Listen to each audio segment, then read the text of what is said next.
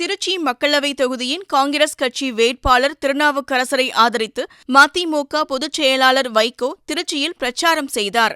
வழக்கம் போல மத்திய மாநில அரசுகளை தன் பாணியில் எதுகை மோனை ஏற்ற இறக்கத்துடன் பேசிக் கொண்டிருந்தார். வைகோவின் பேச்சு தாலாட்டு போல இருந்ததால் வந்த வேலை மறந்து போன வேட்பாளர் திருநாவுக்கரசர் சுகமாக தூங்க ஆரம்பித்தார்.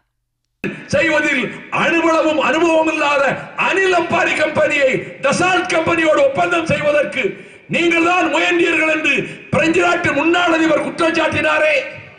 கம்பெனிகளுக்கு 5 லட்சம் கோடி வரி சலுகை செய்தீர்கள் குற்றம் சாட்டுகிறேன்.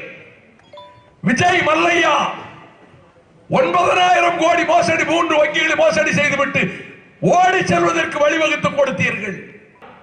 மெட்ரோ ரயில் பெட்டி தயாரிக்கும் தொழிற்சாலை தயாரிக்க வந்த பிரெஞ்சு நாட்டுக்காரன் அவன் சிறி சிட்டி நகரத்துக்கு போய்விட்டான். இந்த கட்டத்தில் மாண்புமிகு பிரதமர் அவர்களே புல்வாமா சம்பவத்தையும் என் உயிரினும் மேலான அன்பு உடன்பிறப்புகளே, செய்வீர்களா? நீங்கள் செய்வீர்களா? அத்தனை கட்சி கூவி கூவி அழைச்சு இன்னைக்கு கூட்டணி சேர்த்திட்டு இருக்காங்க. युद्ध செய்ய மாட்டேன்னு போயிட்டேன்னு சொன்ன உடனே கோவலைன்னு சொல்லுவாங்க.